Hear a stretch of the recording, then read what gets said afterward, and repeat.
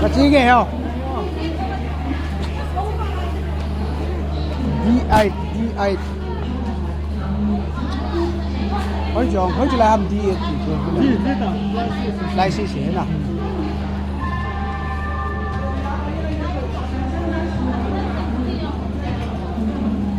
ấy ha cái xí chú nó chứ mà hàng tàu tay này nó thằng à Quay lại này khó thế nào? hỏi lại hay là không cái vô được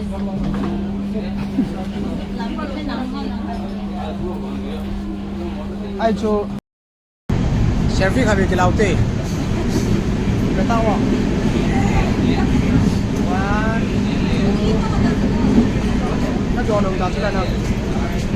đó 1 2 Chicken fried rice, puri sabji, cutlet, omelette. Ê, nó họ nó chỉ bay gì chơi tập computer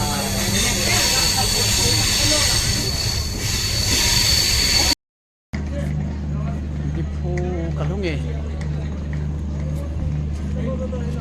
cái train chỉ cái ông chỉ tăng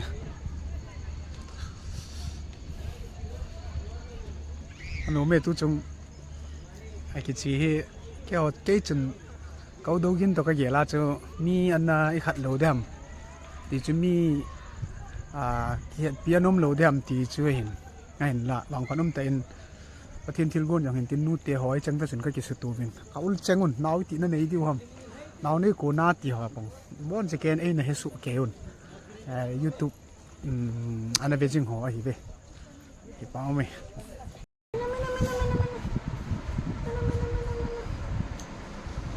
miễn trái vẹt đáo tạ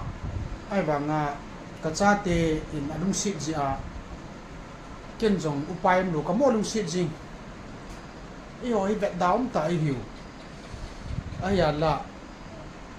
chắc bà chẳng hạn Jesus Christ anh ngày lúc giờ nó vào chụp thì ấy ngày lúc gì mà chắc bà giờ là cái tập bằng khả năng cái ông hình cách chỉ là miễn trái hay cái mù tiếng lệ áp phật đồ chứ cái hết thôi bằng cả chân người nó lung xịt là cả chân người miếng chả đầy bị sen tìm cái ông cái chỉ này cái lông xịt gì yeah đi phu cái lông nhìn ấy